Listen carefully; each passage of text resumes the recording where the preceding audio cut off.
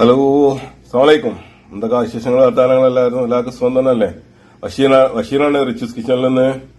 അപ്പൊ നിങ്ങളുണ്ടതാ, ഇത് നല്ല ഫ്രഷ് ഒട്ടകത്തിന്റെ ഇറച്ചിയാ. ഒരു ചെറിയ സൈസ് ചെറിയ ഒട്ടകത്തിന്റെ ഇറച്ചി. ഒന്ന് മൂപ്പുള്ളതല്ല, അന്ന് അടയതുമല്ല, ഒരു മീഡിയം സൈസ് ഒട്ടകത്തിന്റെ ഇറച്ചി കിട്ടിയിട്ടുണ്ട്. ഫ്രഷാണ്. അപ്പൊ നമുക്ക് ഇതൊന്ന് ചെറുതാക്കി കട്ട് ചെയ്ത് ഇതൊന്ന് ക്ലീൻ ആക്കി എടുത്തിട്ട് ചെറുതാക്കി കട്ട് ചെയ്യണം. അപ്പോൾ നമുക്ക് ഒട്ടകത്തിന്റെ ഒരു പെരട്ട് ഉണ്ടാക്കിയെടുക്കാം.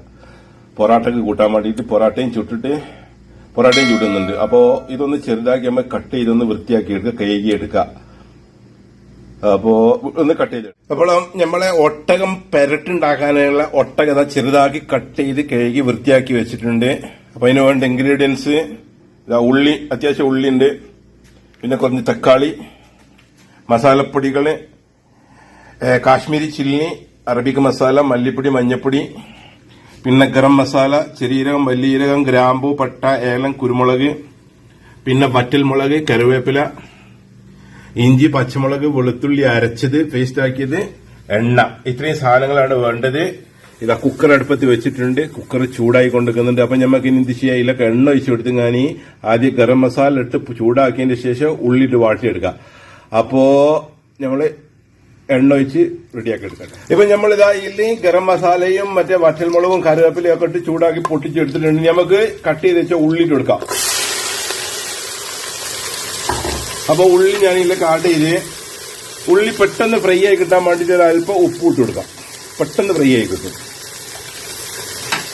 അപ്പൊ അതെല്ലാം കൂടി നമുക്ക് ഉള്ളിയൊക്കെ ഒന്ന് ഫ്രൈ ആക്കി നല്ലോണം ഒന്ന് ഫ്രൈ ആക്കി എടുത്താൽ മതി. ഇപ്പൊ കണ്ടോ, നമ്മളെ ഉള്ളി നല്ലോണം ഫ്രൈ ആയി വന്നിട്ടുണ്ട്, വാടി വന്നിട്ടുണ്ട്. ഇനി നമുക്ക് എന്ത് ചെയ്യാം, നമുക്ക് അരച്ച് വെച്ച ഇഞ്ചി, പച്ചമുളക്, വെളുത്തുള്ളിന്റെ പേസ്റ്റ് അത് ആഡ് ചെയ്ത് കൊടുത്തെങ്കിൽ നമുക്കൊന്ന് ഫ്രൈ ആക്കി എടുക്കാം.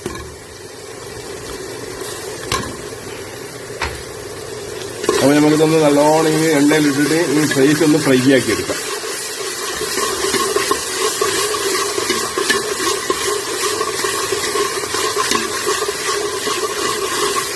അപ്പൊ അതിന്റെ പച്ചമണം മാറിയിട്ടുണ്ട്. ഇനി നമുക്ക് മസാലപ്പൊടി ഇട്ട് കൊടുക്കാം. അതൊന്ന് ഫ്രൈ ആക്കി എടുക്കാം. മസാലപ്പൊടി ഇട്ട് ഇതൊന്ന് ഫ്രൈ ആക്കി എടുക്കാം ഈ എണ്ണയിലിട്ടിട്ട്. അതെന്താ മസാലന്റെ പച്ചമണമൊക്കെ മാറി കിട്ടിയിട്ട് നല്ല അടിപൊളി ഒരു സ്മെല്ല് വരും.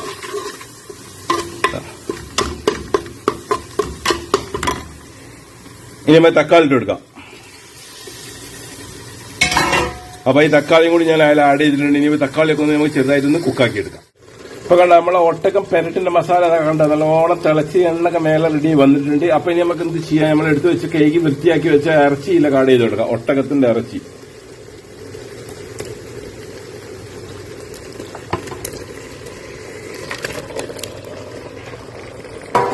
അപ്പൊ ഞാൻ ഇറച്ചിയിലൊക്കെ ആഡ് ചെയ്ത് കൊടുത്തിരിക്കുന്നത്. ഇനി നമുക്കിത് നല്ലോണം ഒന്ന് മിക്സ് ആക്കിയിട്ട് നമുക്ക് ആവശ്യത്തിനുള്ള വെള്ളം ഒഴിച്ചിട്ട് നല്ലോണം ഒന്ന് ഇളക്കിയിട്ട് ഒരു 1.5 മണിക്കൂർ 2 മണിക്കൂറിനടുത്ത് ഈ കുക്കറിൽ കിടന്നു വേവട്ടെ. അപ്പൊ അതാ നമ്മളെ ഒട്ടകത്തിന്റെ പെരട്ട് റെഡി ആയിട്ടുണ്ട്. അപ്പൊ ഇതിലേക്ക് നമുക്ക് ഒരു ഇൻഗ്രീഡിയൻസ് കൂടി ആഡ് ചെയ്യാനുണ്ട്. അണ്ടിപ്പരിപ്പ് അരച്ചെടുത്തത്, അതും കൂടി ഞാൻ ഇതിലേക്ക് ആഡ് ചെയ്തൊന്ന് മിക്സ് ആക്കട്ടെ കേട്ടോ. അപ്പോ അതാ അണ്ടിപ്പരിപ്പ് അരച്ചത് ഞാൻ ഇതിലേക്ക് ആഡ് ചെയ്ത് ഇനി നമുക്കിതൊന്ന് നല്ലോണം ഒന്ന് മിക്സ് ആക്കി ഞാൻ ചെറുതാക്കി ഒന്ന് തിളപ്പിച്ചു കൊണ്ടെടുക്കാം. നല്ല ടേസ്റ്റുള്ള ഒട്ടകത്തിന്റെ പെരട്ട് മസാല. അതിന് കൂടെ കഴിക്കാൻ നല്ല പൊറാട്ടയും ചുട്ടിട്ടുണ്ട്. നല്ല വെറൈറ്റി, നല്ല ടേസ്റ്റി ആയ ഒരു അറബിക് ഡിഷാണ്. പൊറാട്ട അറബിക് അല്ല കേട്ടോ, ഇത് നമ്മൾ ഉണ്ടാക്കുന്നതാണ്. ഇത് നമ്മളെ മെയിൻ ഐറ്റം അറബിക് ഡിഷാട്ടോ.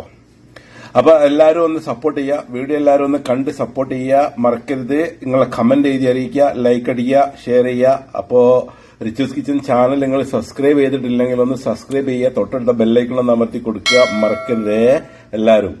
അപ്പോ ഇനി പുതിയൊരു വീഡിയോയിൽ പുതിയൊരു റെസിപ്പിയായി കാണാം. അതുവരെ എല്ലാവർക്കും thank you, tata, goodbye, ശുഭനിദ്ര, ശുഭരാത്രി.